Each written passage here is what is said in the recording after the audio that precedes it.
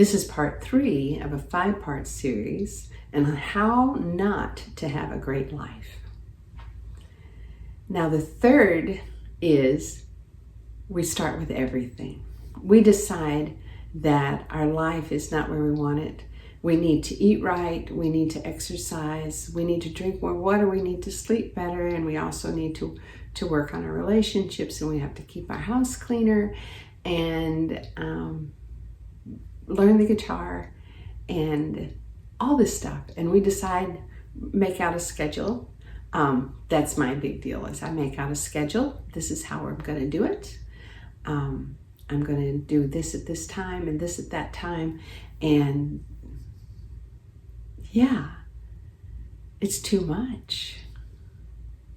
You can't change everything all at the same time. It goes back to that amygdala, to homeostasis being a powerful force in our lives, because we're human and we need to stay stable. And so our brain gets in the way of making too many changes at once. I remember in my journey of trying to get better, I spent years, probably 20 years, on my New Year's resolution list was lose weight, get organized, and didn't do it. And so one year in January, I went and I joined Weight Watchers and a gym the same day. What do you think happened? You're right. I paid for a gym membership for way too long, and I never figured out the point system at Weight Watchers. Never did.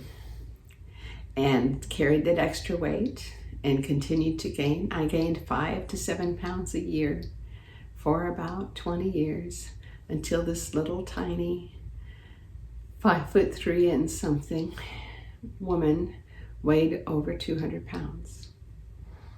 I have since released 85 of those pounds, and I am a healthy weight, and I am stronger and more flexible. But I didn't do it by changing everything at once.